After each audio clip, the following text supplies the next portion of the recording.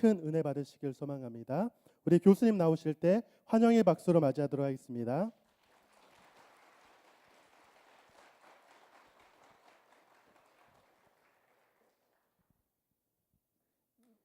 반갑습니다.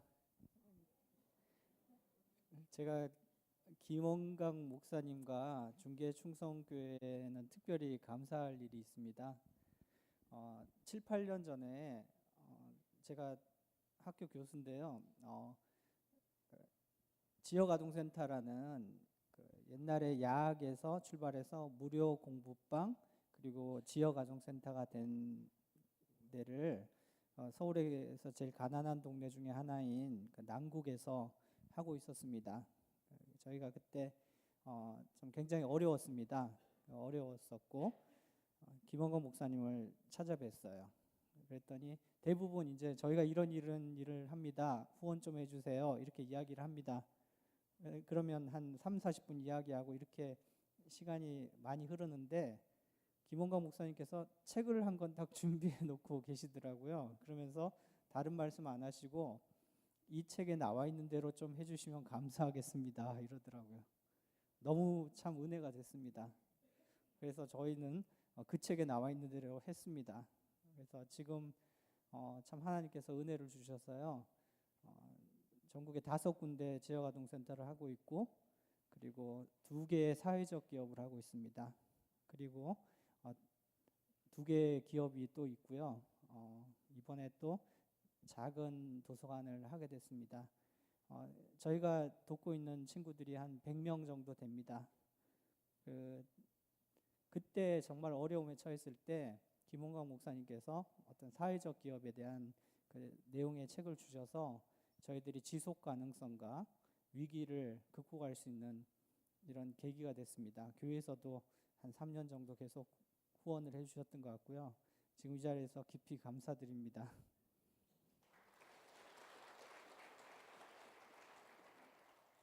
사실은 제 전공이 교회사인데요. 이런 사회복지랑 요즘 기업까지 하게 된 계기가 바로 제가 전공한 내용들, 어떻게 하나님의 나라를 이루어갈 것인가 이런 연장성 속에서 진행된 것 같습니다.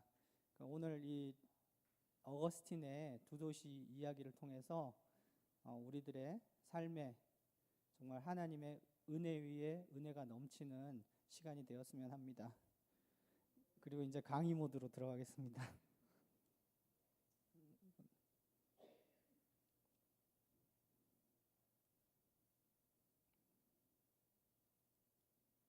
네, 이분이 어거스틴입니다. 아우구스티누스라고 하고요. 하나님께서 우리를 창조하셨으므로 우리가 사람에 대해 잘 알면 알수록 창조주이신 하나님을 알게 된다.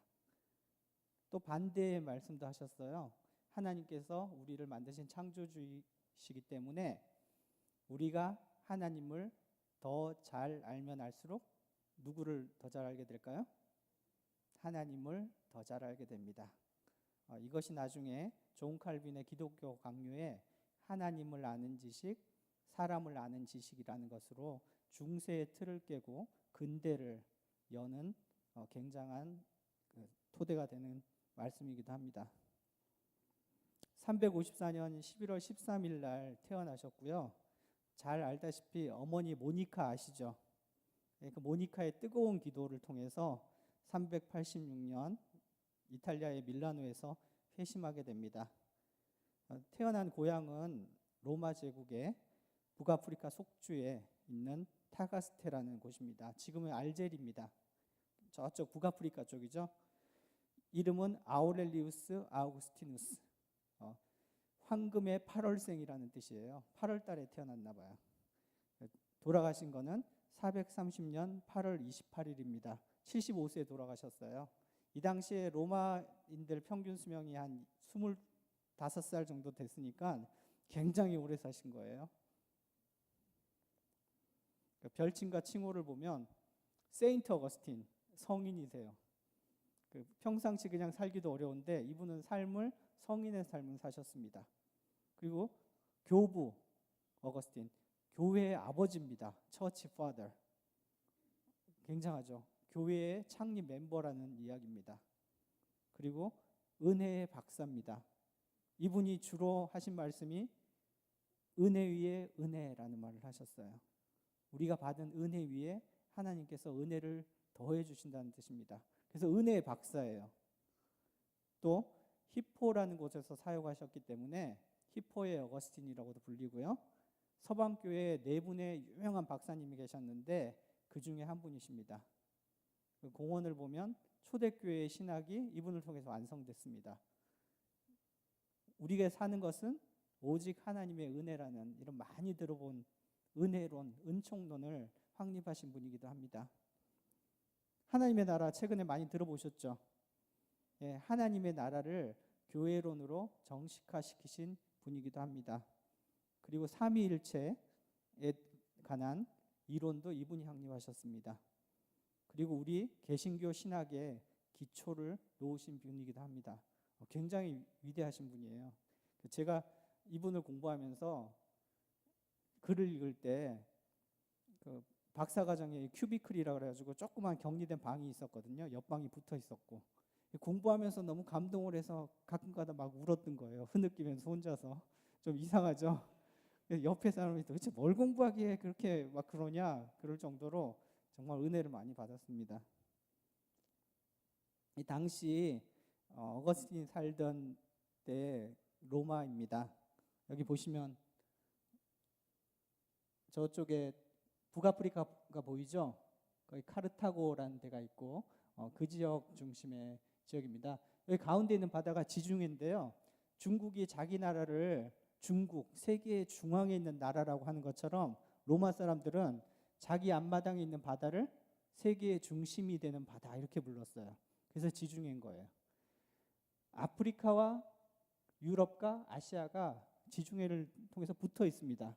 그래서 우리 생각에는 굉장히 멀지만 아프리카, 아시아, 유럽이 같은 한마당이었던 거예요. 이곳에서 주로 활동을 하셨습니다. 여기 보면 카르타고라는 도시가 있고 그 옆에 보면 히포레기우스라는 지역이 있습니다. 로마에서 회심하고 돌아오신 다음에 이 히포레기우스라는 곳에서 많이 사역을 하셨어요. 그리고 여기서 돌아가셨고요. 그 당시 로마를 보면 여러분 게르만족의 대이동이라는 거 들어보셨죠? 그게 왜 시작됐죠? 네, 우리나라 고구려 때문에 시작됐어요. 고구려랑 이 훈족 또는 흉노족이라고 하는 족이 동맹이었는데 중국이 이 동맹을 깨버리고 흉노족을 공격하기 시작합니다. 이 사람들이 쫓겨서 유럽까지 간 거예요. 유럽에 가서 게르만족이라고 살고 있는 사람들을 훈족의 아틸라란 분이 압박을 했습니다. 그 압박을 받으면서 로마의 북쪽에 있던 이 게르만족들이 로마로 내려오기 시작했어요. 이것이 바로 게르만 민족의 대이동입니다. 그 중에 서고트족이라고 있는데요. 이 서고트족들이 방어선을 무너뜨리고 점점 내려오기 시작하면서 결국은 410년에 어거스틴이 57세 되던 때 로마를 약탈했습니다. 로마는 1000년의 역사를 가진 도시고요. 제국의 수도였습니다. 단 한 번도 1000년 동안 약탈당한 적이 없어요. 그런데 1000년 만에 로마가 약탈당했다는 것이 3일 동안의 역사였는데요. 얼마나 큰 충격이었겠습니까? 예를 들면 그 수도 미국 같으면 워싱턴에, 예를 들면 뭐 러시아 같으면 모스크바에, 우리나라 같으면 서울에 갑자기 대군이 쳐들어온 거예요. 그리고 3일 동안 온갖 약탈을 다 하고 물러간 겁니다. 그 충격이 어땠겠습니까?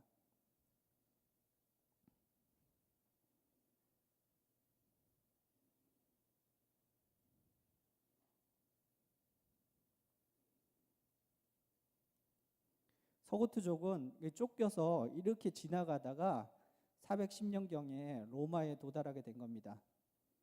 지나가면서 약탈을 했어요. 어느 정도로 약탈을 했냐면 호놀리우스라는 황제가 있었는데 황제 여동생을 납치해 갔습니다.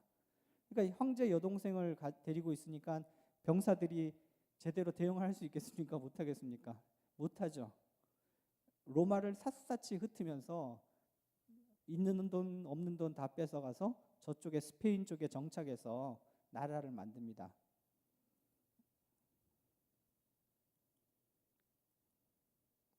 보시면 그때 로마를 약탈한 야만인들이 약탈했다 이런 거를 알려주는 그런 그림 중에 하나입니다.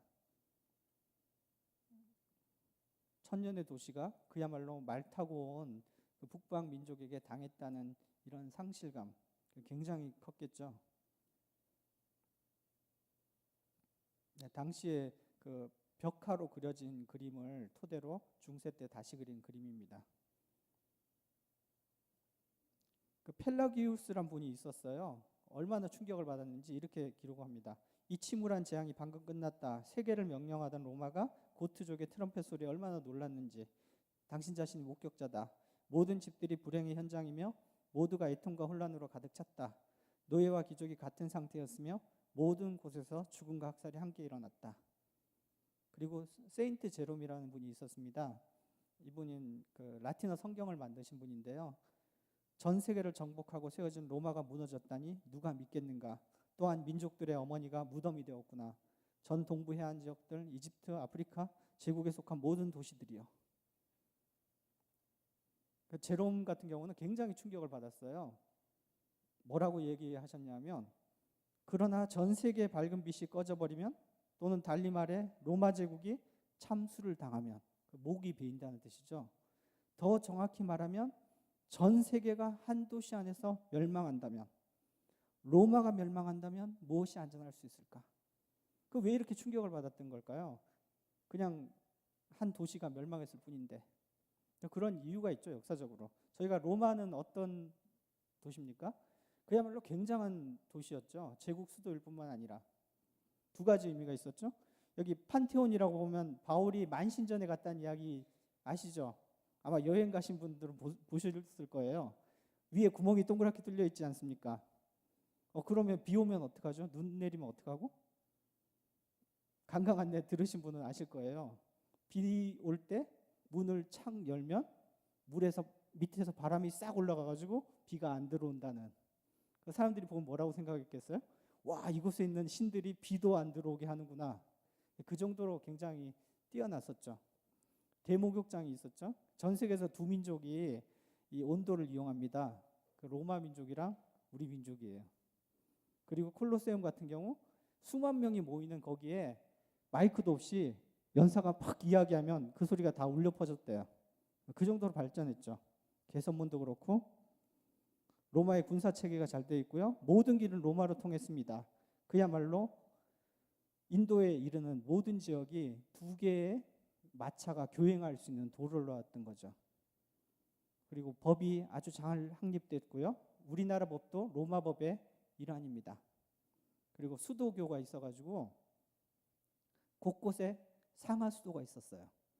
그야말로 1700년대, 800년대가 되기 전까지 전 세계 상하 수도가 없었어요. 근데 2000년 전에 로마는 상하 수도가 있었던 겁니다. 집에서 수도 틀면 물이 나왔던 거예요. 로마의 도로가 얼마나 잘 돼 있는지 깊이가 2m 정도로 물 잘 빠지고 얼음 안 생기고 그야말로 이런 길이 로마가 지역한 전 지역까지 있었던 겁니다. 그런데 사람들의 반응이 이런 로마가 약탈을 당한 겁니다. 두 가지 의미죠. 첫 번째는 어떻게 문명의 빛이 꺼지는가라는 문명사적인 위기감이었고요. 두 번째는 종교적인 위기감이었습니다. 왜냐하면 313년에 콘스탄틴 대제가 기독교에 간용령을 내리고 나중에 392년에 마침내 로마의 국교가 기독교가 되었어요. 70% 이상의 기독교인이었습니다. 근데 기독교 제국의 수도인 로마가 야만인에게 약탈을 당했다. 하나님이 우리를 돌보시는가? 하나님이 우리를 지키시는가? 이런 의문점이 생겼던 겁니다. 그에 대해서 로마의 역사학자 중에 소시무스라는 분은 이렇게 얘기합니다. 너네들이 우리의 전통적인 신들을 버렸기 때문에 결국은 신들이 벌하신 거다. 너희들이 이 위기를 극복하려면 다시 옛 신들로 돌아가는 방법밖에 없다. 그래서 정치적 미덕이 약화되었고요. 빈약한 결정으로 이렇게 된 거다라고 얘기했습니다. 이에 대해서 기독교의 반응은 어땠을까요? 어땠을 것 같아요? 우리의 죄를 졌으니 회개하자 뭐 이런 반응이겠죠, 그죠? 파울루스 오르시우스라는 분이 한 기록을 보면 로마 약탈은 그동안 너무 우리 교인들이 교만했고 신성모독적인 또 안 믿는 이방 이런 것들 때문에 하나님이 진노해서 벌을 주신 거다. 그러니 단 약탈이 3일만 끝인 것은 그래도 하나님께서 로마를 지켜주신 거다. 부는 빼앗겼지만 주권은 남아있기 때문에 기독교 제국인 로마, 기독교 제국의 수도인 로마가 살아남았기 때문에 로마 시민들에게는 아무 일도 없었어요 라고 말해도 될 정도일 거다. 이렇게 해석을 했습니다. 그런데 예상외로 이 파장이 굉장히 컸어요. 그래서 로마의 백성들을 돌보는 호민관 마르셀리우스란 분이 어거스틴에게 요청을 합니다. 어떻게 기독교 국가, 기독교 제국의 수도인 로마가 이방인들, 거기다 야만인들에게 약탈을 당할 수 있는가? 이것에 대한 글을 좀 써달라 이렇게 부탁을 합니다. 그래서 나온 책이 바로 데 키비타테 데이, 하나님의 도성 들어보셨죠? 또는 신국론, 영어로는 The City of God이고요. 하나님의 도시라고도 할 수 있고 하나님의 나라라고 하는 이 책을 쓴 겁니다. 410년이 로마 약탈당하고 413년에 부탁을 받아서 무려 13년이 걸리셨어요. 그래서 전체가 22장입니다. 22장. 옛날에는 책을 양피지에 썼잖아요. 그래서 요즘에 한 장이 옛날에는 한 권이었던 겁니다. 자, 어거스틴이 보기에 모든 문제의 근원은 로마를 하나님의 도시로 본 것이 모든 문제의 근원이었습니다. 근데 로마 사람들이 로마를 하나님의 도시로 볼 만한 이유가 있었죠. 왜냐하면 그때 국교가 기독교였습니다. 그리고 그 기독교 국가의 수도가 로마였던 거죠. 제국의 수도인과 동시에. 그러니까 당연히 로마는 지상에 구현된 하나님의 나라 또는 하나님의 도시라고 생각을 했던 겁니다. 그래서 로마가 성공하는 거는 교회가 성공한 거고, 교회가 성공하면 나와 내 가족이 성공하고 결국은 하나님의 성공한 것이다 이렇게 믿었어요. 또 반대로 내가 잘 되면 내 가족이 잘 된 거고, 내 가족이 잘 되면 교회와 사회가 잘 되고, 그러면 하나님이 잘 되고, 하나님의 영광은 로마의 영광, 교회의 영광은 나와 내 가족의 영광이라고 생각하고 있었던 것입니다. 대부분 사람이 하나님께서 축복해 주셔서 우리 로마가 잘 된다. 그래서 이방 민족들을 지배하고 전 세계의 지배자로 군림하게 된 거다 이렇게 생각을 했던 겁니다. 그런데 그 로마가 약탈을 당했어요. 이런 생각에서 생각한다면 논리적 기결이 어떻게 되죠? 만약에 로마가 실패한다면, 그렇죠. 로마가 약탈당하고 기독교 제국이 멸망한다면 하나님의 도시가 실패한 것 아닌가? 그러면 로마의 실패는 교회의 실패고 나와 내 가족의 실패고 하나님의 실패 아닌가? 하나님의 치욕이 되고 로마의 치욕이 되고 교회의 치욕이 되고 나와 내 가족의 치욕이 된다. 혹시 이렇게 생각하시는 분 계세요? 이번에 참 학력고사가 어려웠어요. 그래서 웃은 분도 있지만 슬픈 분도 많습니다. 합격한 분이 그 합격만으로 인해서 하나님의 영광이라고 생각하면 그건 오해십니다. 떨어진 분이 떨어진 사실만으로 하나님께 치욕이 되었다라고 생각하시면 그것도 오해예요. 이게 어거스틴의 대답입니다. 그러면 뭐지? 어거스틴이 보기에는 한 도시 안에 두 가지 도시가 공존하고 있는 거예요. 같은 로마 안에 새 예루살렘이 있고요. 동시에 같은 로마 안에 새 바벨론이 있는 겁니다. 자, 그러면 서울은 하나님의 도시일까요? 사탄의 도시일까요? 서울은 하나님의 도시죠. 우리 교회도 많고 크리스찬도 많으니까. 그러면 저기 평양이나 도쿄나 베이징은 사탄의 도시일까요? 뭐 그렇게 대답을 막 하고 싶어지죠? 근데 그게 아니라는 거예요. 서울 안에도 하나님의 도시가 있고 사탄의 도시가 공존하는 겁니다. 평양에서도 마찬가지예요. 신실한 성도들은 저희보다 더 신실한 신도들이 있습니다. 일본이나 중국에도 마찬가지예요. 우리 교회에서도 마찬가지예요. 심지어는 교회 안에도 하나님의 나라와 사탄의 나라가 공존한다는 건 알죠? 그죠? 심지어는 제 안에도 제가 겉으로 보기에는 이렇게 번지를 하지만 때로는 제 속에서 벌어지는 투쟁과 고통은 가끔 가다가 야, 나는 악마보다 더 나쁜 놈 아닌가 막 이런 생각할 때도 있어요. 내 안에서도 육의 소욕과 영의 소욕이 전쟁터를 벌이고 있는 겁니다. 언제까지요? 우리가 하나님 앞에 갈 때까지.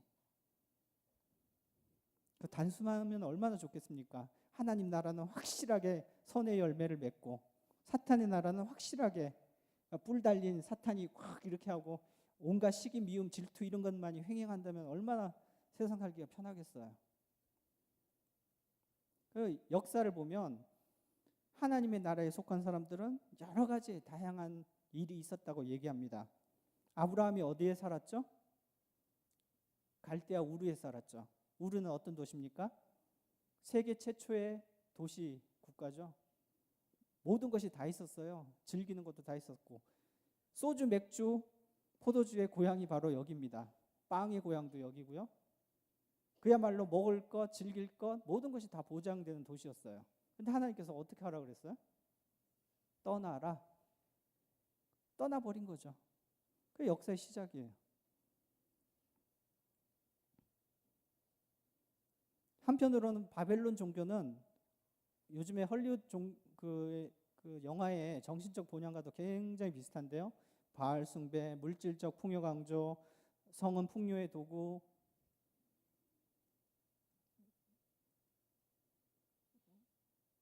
하나님의 나라와 사탄의 나라 또는 땅의 나라는 역사 이래로 계속 경쟁하며 싸움을 벌이고 있다는 것이 어거스틴의 관점입니다. 그것이 따로 딱 갈라져 있는 게 아니라 한 나라 안에서, 한 공동체 안에서.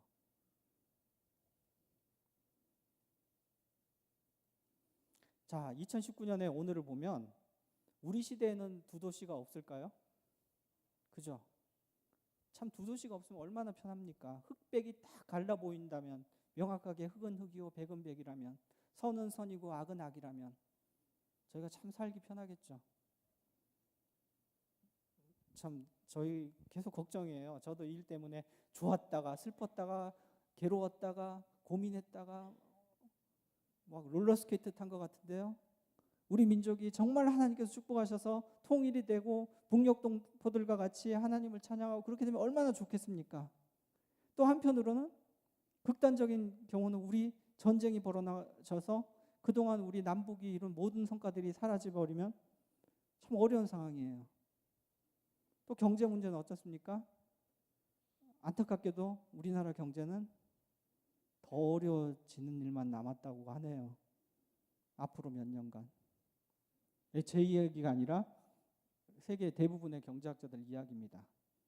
이 불황시대를 어떻게 살아갈 것인가. 사회도 굉장히 혼란스럽죠. 가치관이 부재합니다. 그야말로 화병이라는 것이 세계 사전에 등재될 만큼 한국 사람들이 무슨 일에든지 분노를 느껴요. 그래서 누구 하나 걸리면 두고 보자 막 이러고 있어요. 심지어 초등학교 6학년인 제 아들조차 건수만 걸리면 아빠 아재지 딱 이래요. 자기를 이해 못한다고. 이거 다시 시작하는데 어떡하죠? 우리 아들 욕을 했더니 좀 켜주세요.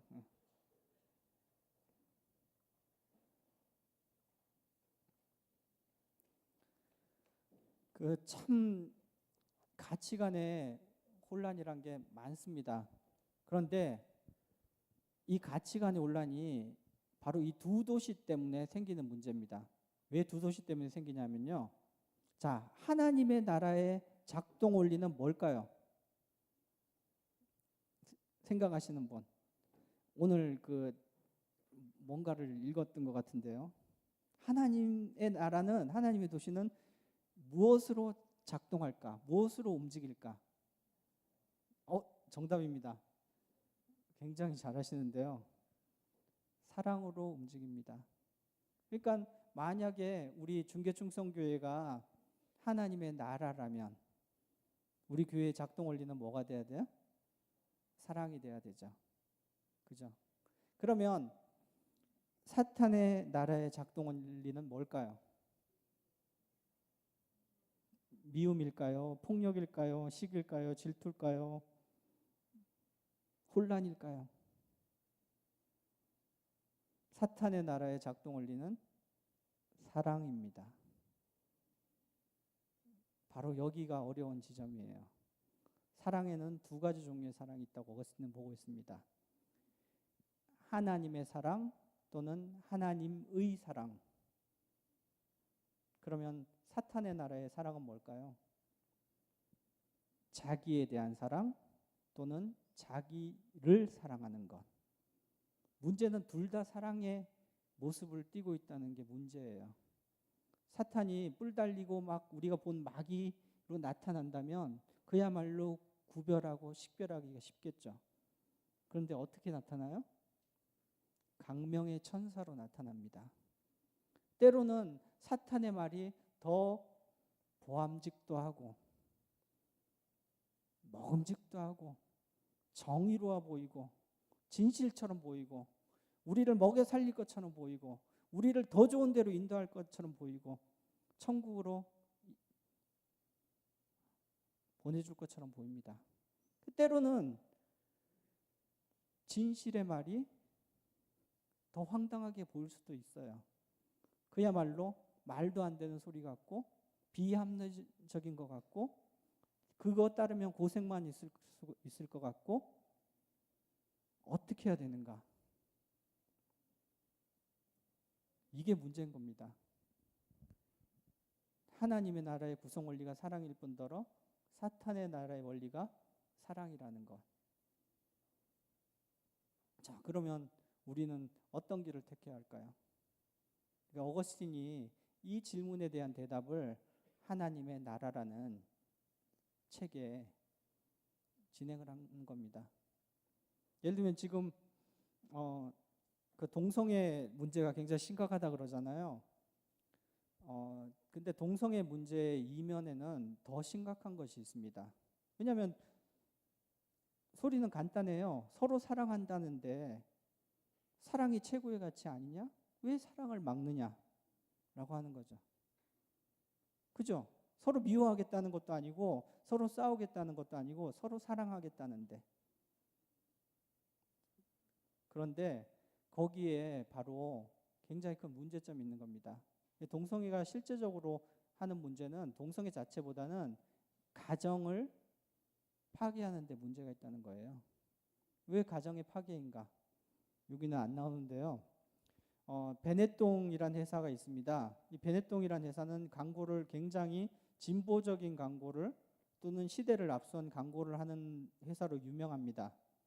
그 몇 년 전에 또 새로운 광고를 냈어요. 한 8쌍의 남녀가 서로 사랑하고 가정을 이룬 광고입니다. 굉장히 파격적인 광고예요. 그런데 거기 보면 흑인 남자와 백인 여자 또는 남자와 남자, 여자와 여자 뭐 이런 식으로 8쌍이 있어요. 거기에 또 알고 봤더니 20쌍이 있더라고요. 남자에서 여자로 전향한 여자, 여자에서 남자로 전향한 남자 역할하는 남자.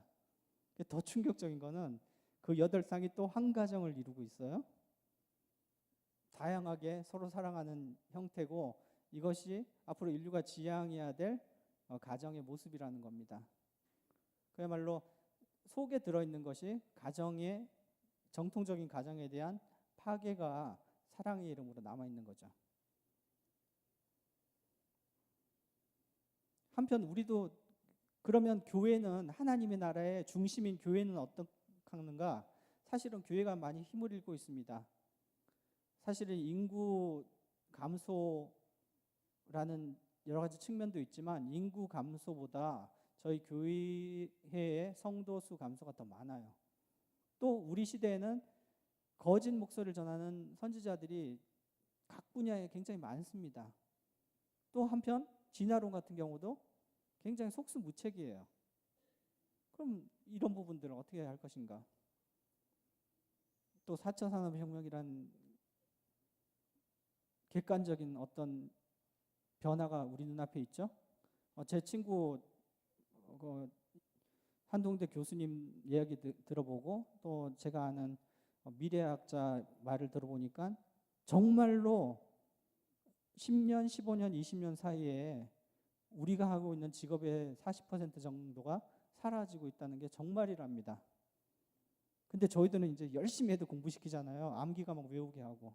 근데 이 시대에 요구되는 것은 공감적 능력, 창의적 생각, 소근육 운동 발달 이런 게 필요한 거예요. 시대를 놓쳐버릴 위기가 있습니다. 그래서 저희 아들 초등학교 6학년은 또 안 꺼져야 되는데 가끔가다 농담으로 이 글을 남겨두더라고요. 저는 평소에 기계를 굉장히 좋아했고 기계랑 친하게 지내고 싶어 했고 야, 너 왜 그런 바보 같은 짓 하냐 그랬더니 아빠 AI가 나중에 검열하면 어떡할래? 나는 옛날부터 친기계주의자라는 거를 증명할 거고 뭐 이러더라고요. 근데 농담인데 농담처럼 안 느껴지는 섬찟함 있죠.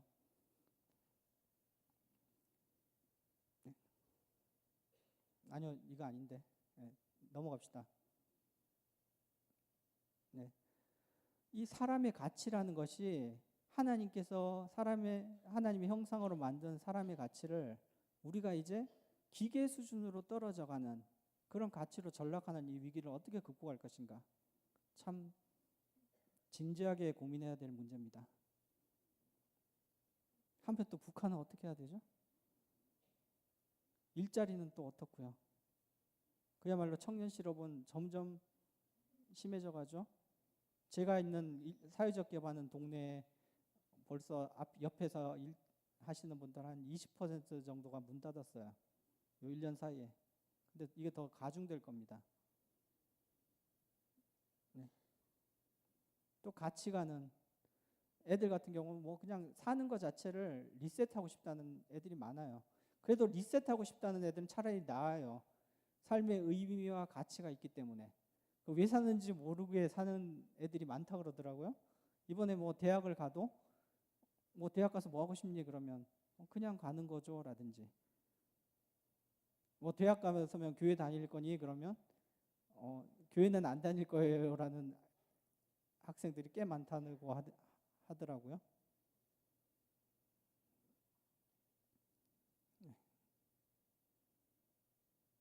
이게 아까 말한 그 사진입니다. 그래서 이화여대에서 조사를 했는데요. 아직은 그 보수적인 가정을 유지하자는 형태가 많습니다. 이게 3년 전 조사인데요. 최근 조사는 어떻게 된지 이해하시죠? 많이 바뀌었어요.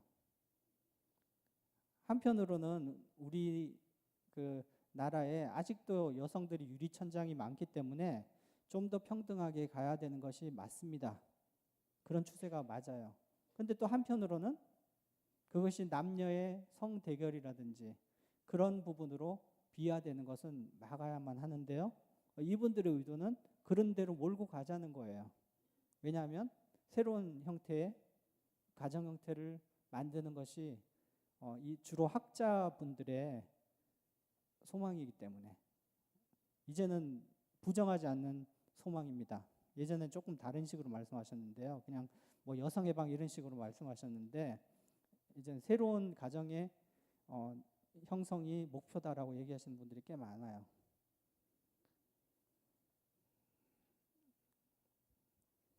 네, 넘어가시고요. 그 다음에 저기 김원광 목사님께서 말씀하시는데 참 인구가 주는 것, 결혼하지 않는 것 굉장히 문제죠.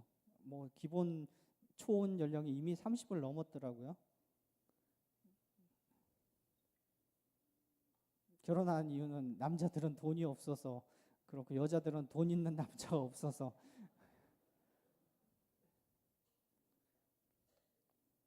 한편 유시민 씨는 제가 참 좋아하시는 분 중에 한 분인데 이분이 어떻게 살 것인가라는 책을 썼어요. 그래서 청년 대학생들한테 굉장히 인기가 많더라고요. 보면 삶을 망치는 헛된 생각들 하면서 두 가지 예를 들었어요. 절대로 이런 생각을 가져서는 안 된다라는 예. 첫 번째는 폴포트의 크메르 루즈라는 공산당입니다. 인구의 5분의 1을 학살한 사람이죠. 그죠? 킬링필드라고 요즘 젊은 세대들은 모르겠지만 우리 세대는 알고 있습니다. 정당한 지적인 것 같아요. 100만 개도 넘는 유고를 발견했으니 어땠겠습니까? 그 이유는 혹시 여러분 중학생 있죠? 고등학생 있죠? 중학생 이상이면 무조건 다 죽어야 돼요. 인텔리기 때문에. 초등은 안 죽였다 그러더라고요. 한편 두 번째는 제네바의 존 칼빈을 지적합니다. 유시민 씨가. 칼빈이 통치한 5년 동안 제네바에서 13명의 교수대, 10명은 단두대에 목이 잘렸다. 35명이 하영장에서 불타 죽었다. 무려 58명이 사형에 처해졌다. 단순히 혐의만 있는 사람도 거리에서 채찍질을 하고 발바닥을 불러지지고 쇠꼬챙이로 혀를 뚫었다. 1만 6천 명의 도시에서 감독이 모자랄 정도의 공포정책을 시행했다. 칼빈 선생님을 칼빈 씨라고 불렀다고 감옥행을 보냈다. 제가 어거스틴과 칼빈 전공입니다. 그리고 칼빈이 누군가 하면 저희 장로교를 만드신 분이에요. 이렇게 나쁜 놈일까요? 중학생이 선생님이 이렇게 가르쳐줬다고 부목사님 통해서 질문이 왔어요. 정말이에요? 근데 요즘에 유시민 씨가 얘기하면 여러분 믿나요? 안 믿나요? 청년들은 100% 믿어요. 그건 우리 기성세대가 신뢰를 잃어버렸기 때문입니다. 우리 교회도 마찬가지고요.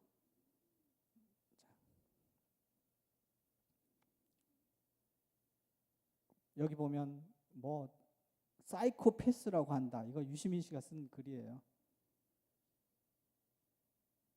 그러면서 장자크 루소가 나타나서 칼빈에게 장로교에 시달리는 제네바를 해방시켰다라고 얘기합니다. 참 아쉽습니다. 저는 역사학자이기 때문에 이제 역사를 알거든요. 이거는 스탈린에 해당되는 말이에요. 그야말로 종교개혁 시대의 제네바는 전 세계 핍박받는 자들이 모이던 곳이었습니다. 요즘 말하면 해방 지역이었어요. 그야말로 자유가 넘치고 음악이 넘치고 예술이 넘치는 곳이었습니다. 어느 정도 제한은 있었습니다. 왜냐하면 카톨릭이랑 전쟁 중이었기 때문에. 역사를 확인해 보면 되는데 사회의 지도자가 공공연하게 대놓고 반기독적인 사상을 전파하고 있는 것은 참 아쉽게 생각을 합니다. 그러면 장자크 루소의 말을 들어보면 되겠죠. 그래서 제가 장자크 루소의 에밀을 읽어봤습니다. 정말 존 칼빈이 그렇게 나쁜 놈인가라고 찾아봤더니요. 존 칼빈을 단순히 종교개혁자라고 생각하는 사람은 그의 위대함을 인식하는 데 실패한 것이다. 그의 가장 위대한 공헌 중에 하나는 스위스의 법을 제정한 것이다. 그는 종교개혁자일 뿐 아니라 오늘의 스위스를 있게 한 위대한 법률 수여자이다. 곳곳에 자신의 해방과 자유로운 사상과 그런 것이 칼빈의 덕을 받아서 그 사람을 이어서 한 것이라고 표현하고 있습니다. 유시민 씨가 거짓말장일까요? 장자크 루소가 거짓말장일까요? 이 부분에 대해서는 유시민 씨가 거짓말장입니다. 그러나 그렇다고 제가 유시민 씨 전체가 거짓말장이다, 큰일이다, 나쁜 정치인이다 이렇게 얘기하는 건 절대 아니에요. 제가 역사 교수니까 역사에 있어서 이 부분에 대해서는 빨리 좀 수정하셨으면 좋겠어요. 확인해 본 근거 없는 것들을 막 함으로써 우리 교회가 특히 청년들이 우리 교회를 떠나는데 굉장히 큰 일조를 하고 계시거든요. 그건 좀 안 좋다고 생각을 합니다. 한편으로는 과학이 만능이죠.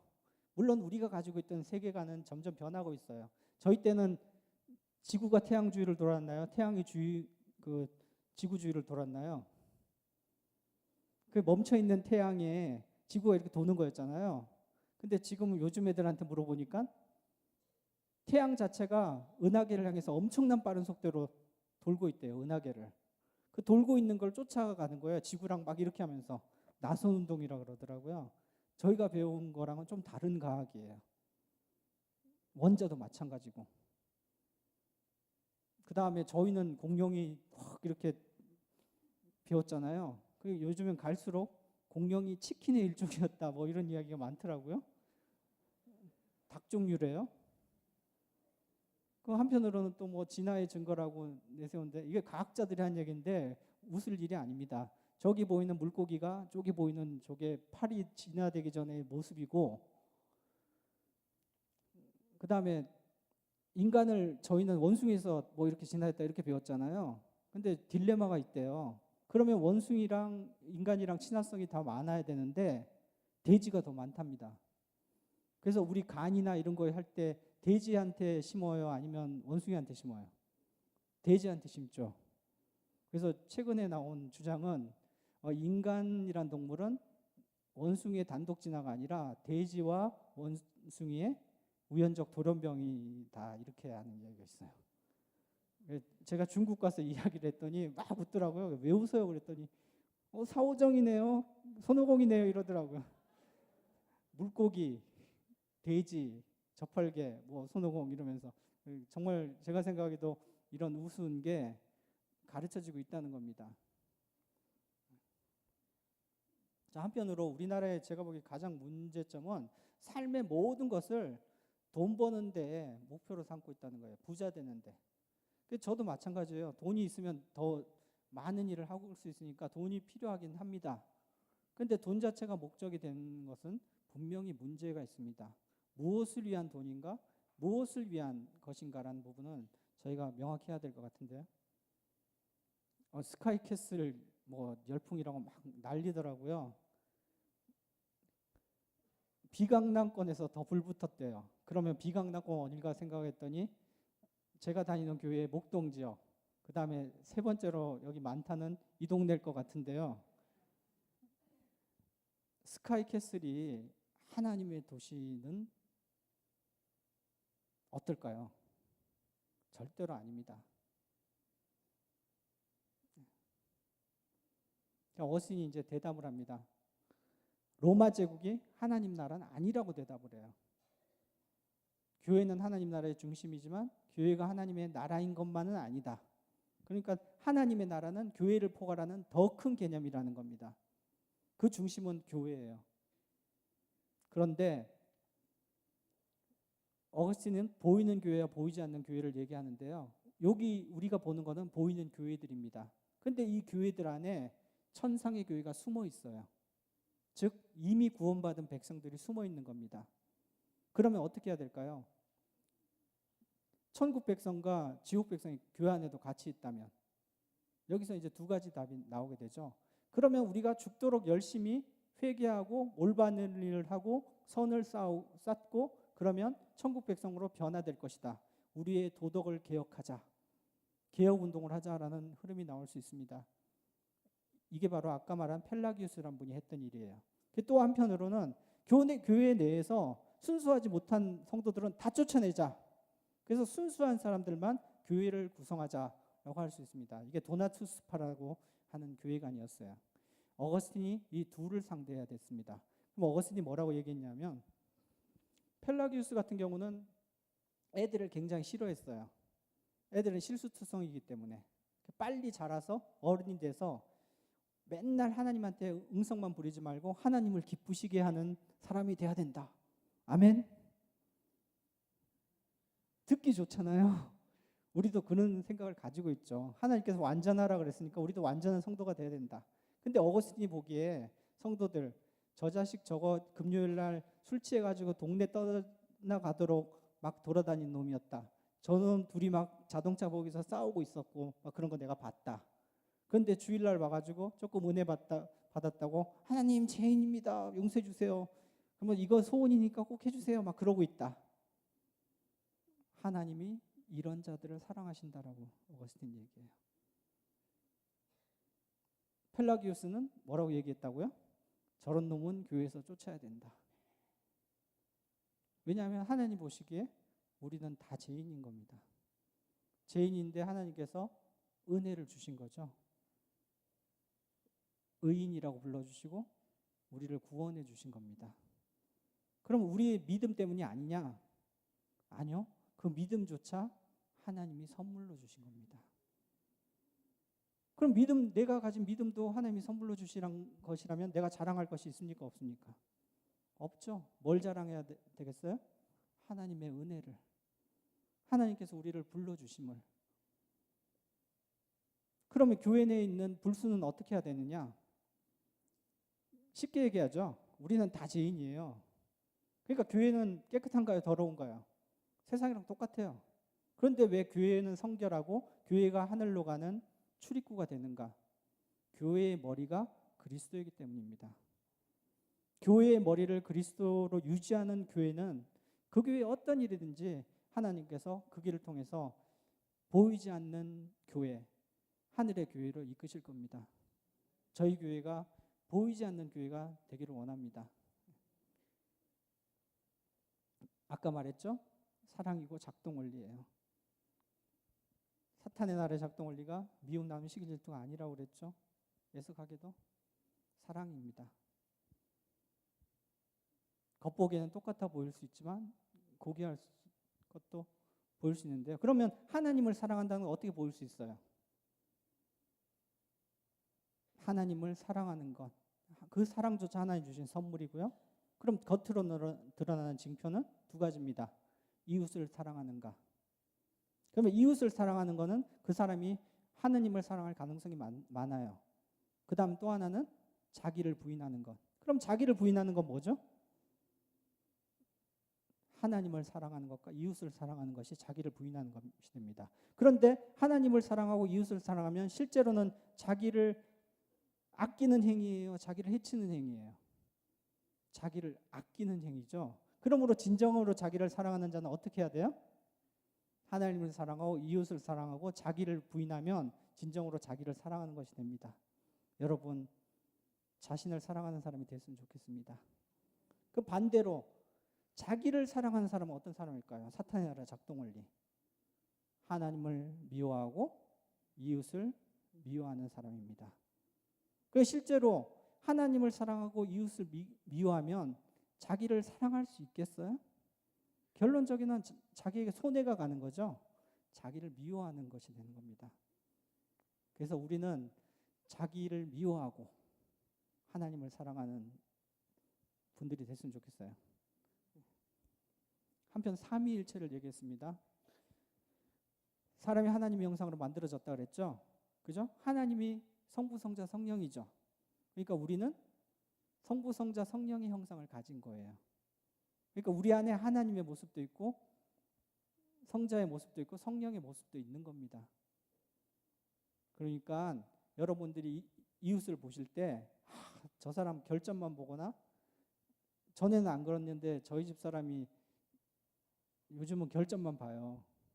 그래서 막 그냥 기도도 하죠. 말로는 안 통하더라고요. 이미 권력이 한 5년 전쯤에 대한민국의 권력이 완전히 바뀐 것 같아요. 그래서 뭐 반역을 일으키는 생각은 없는데요. 그럼에도 불구하고 내 안에 있는 성령님의 모습이 조금 남아있으면 봐달라. 예수 그리스도처럼 사는 삶이 조금이라도 보이면 이쁘게 봐달라. 말씀을 전하고 혹시 그럴 때 하나님 같은 닮은 형상이 보인다면 그로 인해서 이뻐해 달라는 거죠.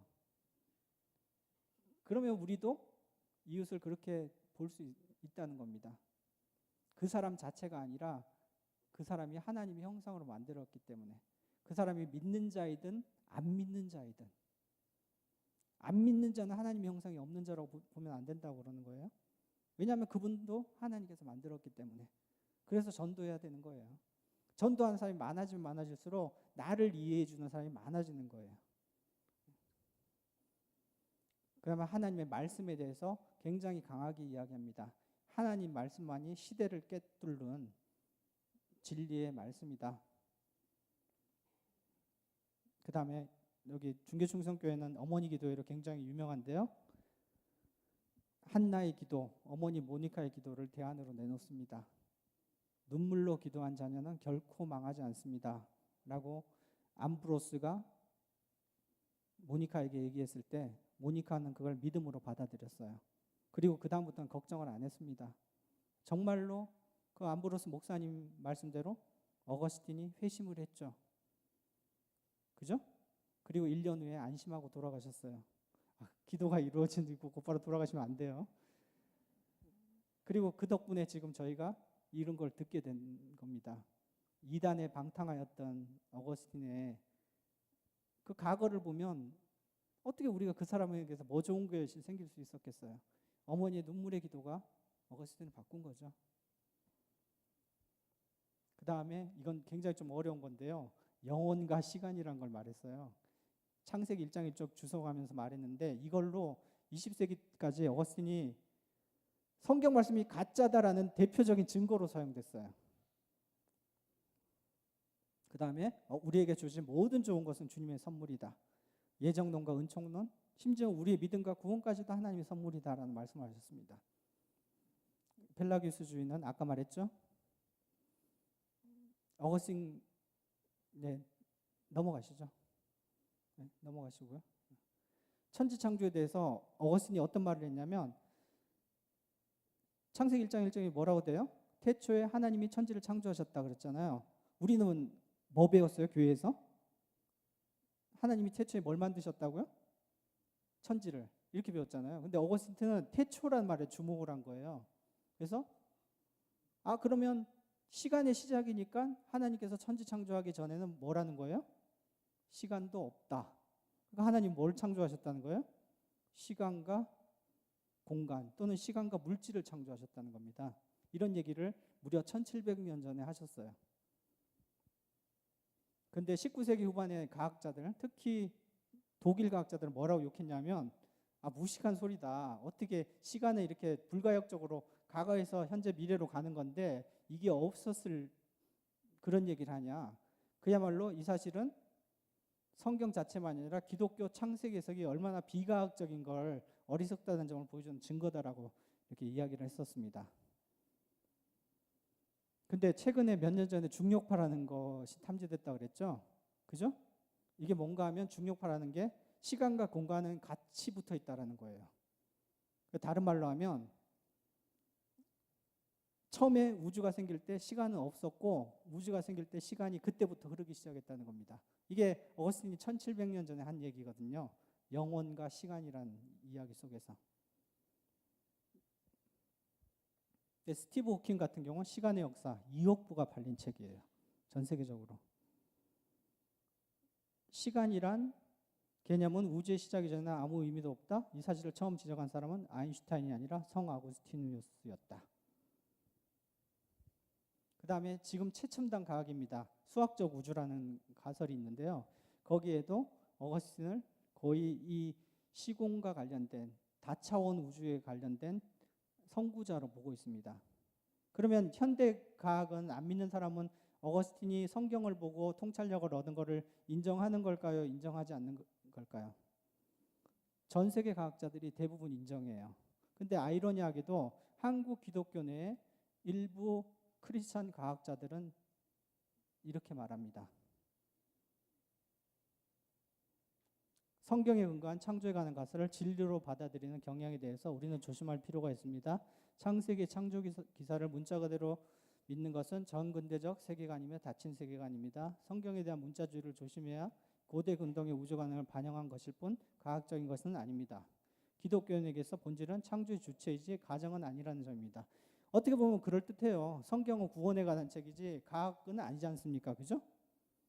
그런데 한쪽은 그 성경을 하나님의 말씀으로 믿고 거기서 통찰력을 얻었어요. 그리고 그의 연구 결과가 밝혀졌어요. 그런데 한쪽은 이거는 문자적인 해석이고 중근대적인 해석이다 이렇게 얘기를 합니다. 저도 성경이 과학적이 아니라는 의견에 동의하는데요. 그러나 성경에는 아직도 우리가 이해하지 못하는 하나님의 통찰력이 들어있다고 믿습니다.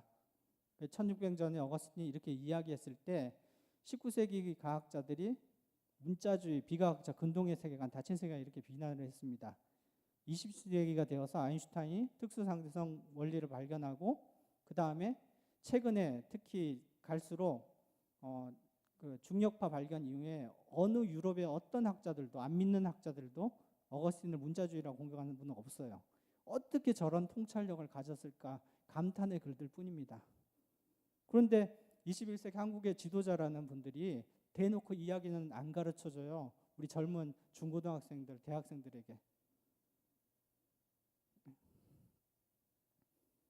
첫째 우종학 교수란 분이 많이 하는데요. 개인적인 감정은 전혀 없습니다. 저는 이분의 신앙을 믿고 있고 이분이 고민하고 있는 청년들에게 그래도 유신진화론이라는 하나의 대안을 준다는 것은 인정을 합니다. 이분이 왜 진화론자로 회심했냐 하면 창조론에서 우리는 뭐로 만들어졌어요? 흙으로 만들었죠. 그죠? 우리 조상님은 우리는 태어났죠. 흙으로 만든 게 아니라. 아담이 흙으로 만들어졌죠. 그죠?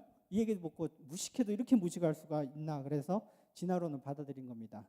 그런데 이 얘기를 외국 학자들한테 하면 뭐라고 그럴까요? 맞아. 사람은 흙으로 만들어졌어. 우주 먼지에서 만들어진 거야. 구성성이 똑같아라는 게 현대 과학입니다. 10몇 년 사이에 이런 변화가 일어났어요. 초신성 폭발로 만들어진 우주 먼지가 우리의 물리적 실체인 겁니다. 그래서 스타더스트라고도 스타차일드라고도 하고 있습니다. 근데 이런 거를 이분들이 우리 애들한테는 안 가르쳐줘요. 그러면 조금 진실성에 의도의 퀘스천을 할 수밖에 없는 겁니다. 그래서 창세기 해석을 문자주의로 비웃기 전에 그 속에 있는 통찰력을 이분들이 발견했으면 좋겠어요.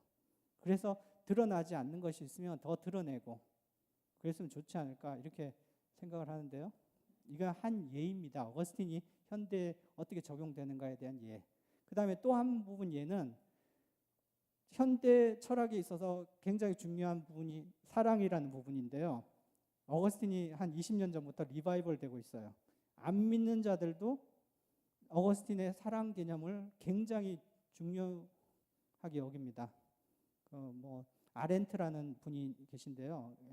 유대인 여자 철학자인데 이분 같은 경우는 어거스틴의 사랑이라는 부분을 굉장히 강조해요. 그러니까 우리가 몇천 년 전에 살았다고 이 사람한테 배울 게 없다. 이 사람이 성경을 믿는 그런 사람이라고 배울 게 없다라든지 고대 사람이다라고 그럴 필요가 없는 겁니다. 그 말씀 속에 어느 정도 시대는 다르지만 진리라는 부분을 포함하고 있다면 그것을 우리가 볼 수 있는 눈을 가지면 좋겠다는 거예요. 자, 나는 정말 행복한가? 불행한가? 그냥 그런가? 나의 신앙은 나에게 무엇인가? 특히 우리 중고등학생들, 대학생들 제가 볼 때마다 참 마음이 아파요. 그야말로 우리는 꿀 빨고 살았는데 여러분의 아픈 고생이 남아있는 게 눈에 보이거든요. 한편으로는 죄송해요. 근데 제가 그냥 회개하고 기도합시다라고 하면 책임 반기잖아요. 그래서 애들을 위해서 조금 시작을 했던 겁니다. 10몇 년 전에. 밤에 애들을 가르쳤고 돌보고 그 성과가 굉장히 많아요. 하나님께서 주신 축복이. 행복을 이제는 재정의해야 됩니다. 그리고 신앙이란 건 나에게 주어진 거저 주어진 선물이기 때문에 이 하나님이 주신 선물에 우리가 어떻게 반응할 것인가. 그러니까 구원론의 차원이 아니라 이제는 우리가 하나님의 나라의 백성으로 이 하나님 나라 속에서 어떻게 살아갈 것인가를 우리 스스로가 확립하고 경험하고 실천한다면 한국교회는 다시 살아날 거고요. 우리 사회도 다시 살아날 겁니다. 하나님께서 얼마나 큰 은총을 주셨습니까? 전 세계에 우리나라 같은 나라가 없잖아요. 식민 지배 안 하고 선진국된 유일한 나라 아니죠? 세계에서 100위 안에 못 들다가 경제가 10위 안에 들어간 유일한 나라이지 않습니까? 하나님이 주신 은혜라고 생각을 합니다. 이제는 우리가 경험하지 못한 도전들이 다가오고 있습니다. 은혜 위에 은혜가 필요한 시기입니다. 이제는 좀 질문을 달리 해야 돼요. 내가 정말 행복한가? 우리 가정이 행복한가? 우리 교회가 행복한가? 스카이캐슬 입성에 하나님의 도시라는 나의 성공, 내 자녀의 성공이 하나님께 영광 돌린다는 생각은 버려주셨으면 좋겠어요. 내 자녀가 기쁘게 삶을 살고 창조적으로 삶을 살면 그것이 하나님께 기쁘시고 지잡대 가면 어때요? 교회 열심히 다니는 게 낫지? 서울대 가고 그 다음부터 교회 안 다닐래요? 모니카의 기도 다시 하실래요? 서울대 합격시켜 주십시오. 기도한 거 다시 이제 교회에다 오게 해주세요. 이렇게 기도 다시 할래요? 100% 사탄의 나라에 빠지게 됩니다. 왜냐하면 사탄의 나라가 너무 아름답고 좋고 좋아 보이거든요. 어떤 사랑을 위해서인가 우리가 먼저 결단을 내려야 됩니다. 하나님을 사랑합시다. 이웃을 사랑합시다. 나를 부인합시다. 그리고 말씀을 통해서 주어지는 진리가 진리임을 확신합니다. 심지어는 리차드 도킨스까지 반기독교 대표 주자인데요. 성경 공부는 중요하다 이렇게 얘기해요. 도덕적으로 삶에 살아가는 데 있어서. 그리고 우리가 만인 제사장으로 교회를 회복시켜야 됩니다. 이 말은 간단해요. 여러분 하나님 나라의 백성이죠? 그러면 주인이죠? 목사님들이 죄송하지만 여러분 신앙생활을 대신해 주지 않아요. 이제는 구경꾼에서 또는 하나님 나라의 이쪽 발 거치고 있고 이쪽은 사탄의 나라에 걸치고 있는 데서 마음은 온갖 세상 것에 휘둘리지만 몸은 교회에 와 있는 것에서 또 그 반대인 것에서 하나님께서 여러분을 부르십니다. 그리고 창세전에 하나님 나라 백성으로 지정해 놓으셨어요. 그 부르신 사랑을 헛되이 보내지 않았으면 합니다. 이웃을 섬깁시다. 하나님을 믿읍시다.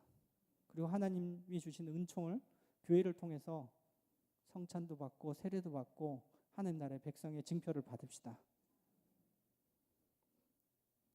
여러분은 왕 같은 제사장입니다. 내가 왕 같은 제사장이고 여기 꼬마가 왕 같은 제사장이고 목사님께서 왕 같은 제사장입니다. 계급이 없어요. 우리 모두가 제사장입니다.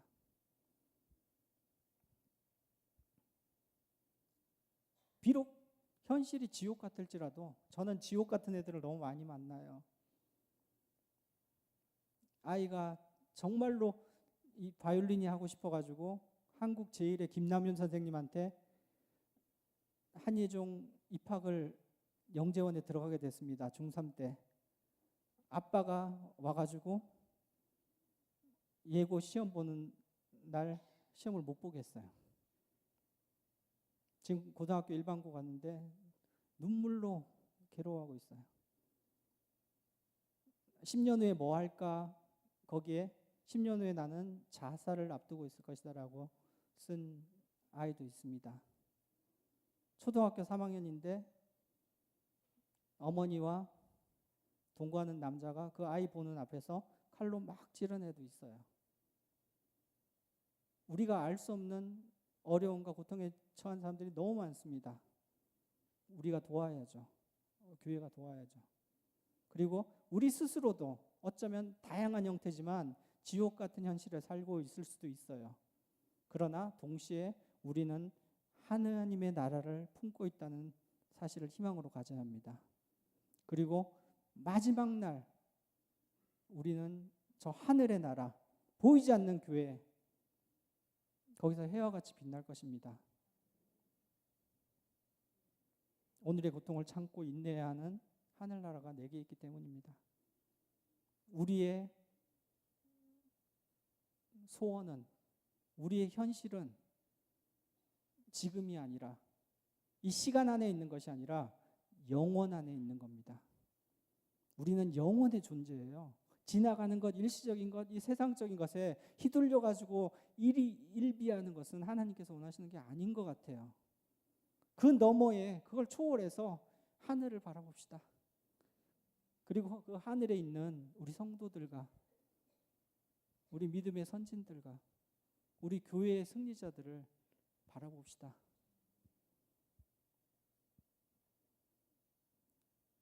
천국에서 만나기를 소망합니다. 이것이 우리의 유일한 소망입니다. 이 소망이 있을 때 현실을 이길 수 있다고 믿습니다.